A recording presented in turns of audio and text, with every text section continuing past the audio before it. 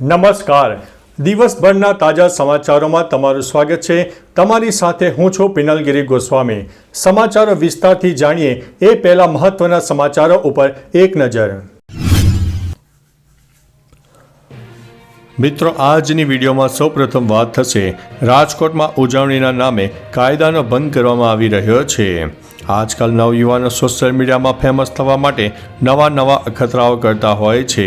ત્યારે વધુ એક કિસ્સો સામે આવ્યો છે, જેમાં રાજકોટમાં એક નબીરાએ જન્મદિવસની ઉજવણીના નામે કાયદાનો ભંગ કર્યો હતો. જાહેર રસ્તા પર પેટ્રોલ છાંટીને આગ લગાવીને સ્ટન્ટ કર્યા, જેનો વિડીયો પણ સામે આવ્યો છે. હાલ આ વિડીયોને લઈને પોલીસ સામે પણ ઘણા સવાલો ઊભા થયા છે.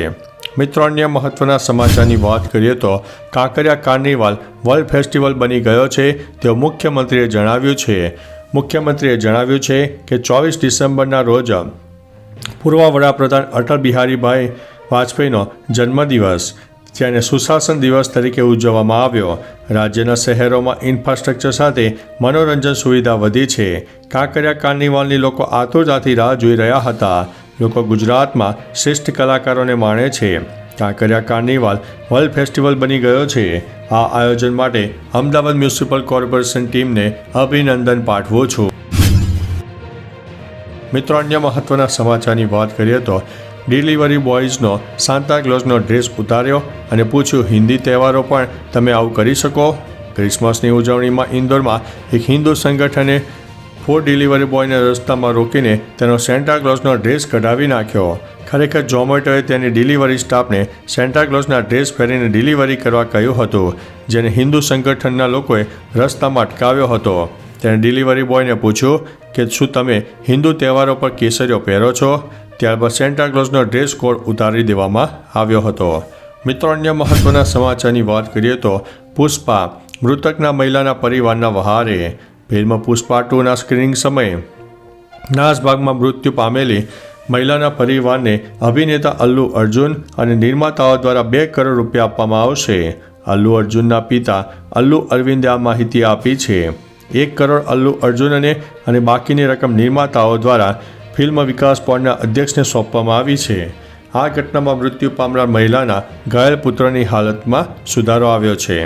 મિત્રો, અન્ય મહત્વના સમાચારની વાત કરીએ તો ડેન્ગ્યુચા કેસનો રેલો કેનેડાની કોલેજો સુધી પહોંચ્યો છે.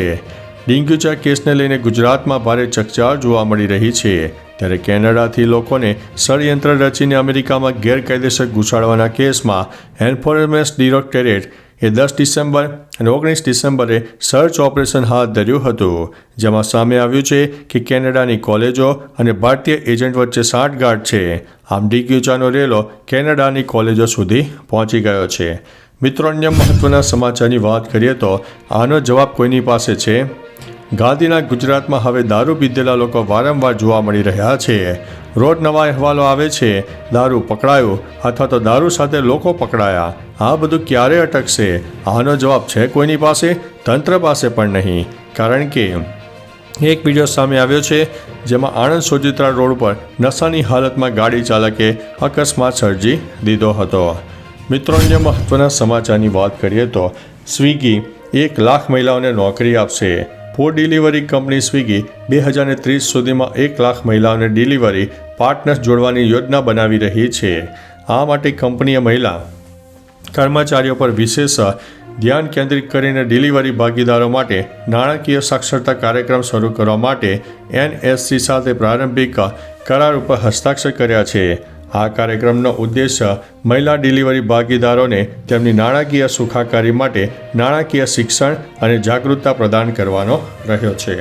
મિત્રો, અન્ય મહત્વના સમાચારની વાત કરીએ તો 31ને લઈને પોલીસ તંત્ર એલર્ટ. આગામી 31 ડિસેમ્બરને લઈને પોલીસ તંત્ર એલર્ટ થઈ ગઈ છે. પ્રજા શાંતિપૂર્ણ માહોલમાં ઉજવણી કરી શકે તે માટે પોલીસ એલર્ટ જોવા મળી રહી છે. પોલીસ દ્વારા તમામ ચેકપોસ્ટ ઉપર કડક બંદોબસ્ત હાથ ધરવામાં આવ્યો છે. પોલીસ દ્વારા દારૂ પીને નીકળનાર લોકો સામે આ કાર્યવાહી હાથ ધરવામાં આવી છે. ડ્રિંકિંગ ડ્રાઈવ અને પ્રોહિબિશન માટે ચેકિંગ કરવામાં આવશે. તમામ ઇમ્પોર્ટન્ટ સ્થળે 23થી 31 ડિસેમ્બર સુધી ચેકિંગ કરવામાં આવશે. મિત્રો, અન્ય મહત્વના સમાચારની વાત કરીએ તો 2900 કરોડનો માલિક છે સલમાન ખાન. સલમાન ખાન સુપરસ્ટાર છે. વર્ષોથી તેની ફિલ્મો કરોડો રૂપિયાની કમાણી કરીને નવા રેકોર્ડ બનાવી રહી છે. એક નજર કરીએ સલમાન ખાનની નેટવર્થ ઉપર. એક રિપોર્ટ અનુસાર સલમાન ખાનની કુલ સંપત્તિ અંદાજિત 2900 કરોડ રૂપિયા છે. સલમાન ખાનનું ઘર મુંબઈના બાંદ્રા વેસ્ટમાં છે.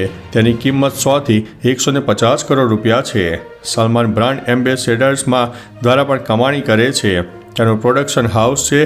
તેની કપડાની પણ બ્રાન્ડ છે. મિત્રો, અન્ય મહત્વના સમાચારની વાત કરીએ તો બજારમાં આડેધડ વેચાઈ રહ્યા છે નકલી ચોખા.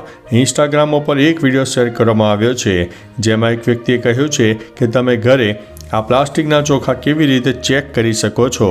આ ખૂબ જ સરળ ઉપાય દ્વારા તમે તમારા ઘરના રસોડામાં જાણી શકશો તમે જે ભાત ખાવા માટે જઈ રહ્યા છો તે અસલી છે કે નકલી. આ માટે તમારા રસોડામાં ગેસનો ચૂલો ચાલુ કરવો પડશે. બળવાના પ્રકાર ઉપરથી તમે ઓળખી જશો કે ચોખા અસલી છે કે નકલી. મિત્રો, અન્ય મહત્વના સમાચારની વાત કરીએ તો આજથી બીજીટી માટે ચોથી ટેસ્ટનું આયોજન, જેમાં ઇન્ડિયા વર્સિસ ઓસ્ટ્રેલિયા ટકરાશે. બીજીટીમાં 5માં 3 ટેસ્ટની મેચ પૂરી થઈ ગઈ છે.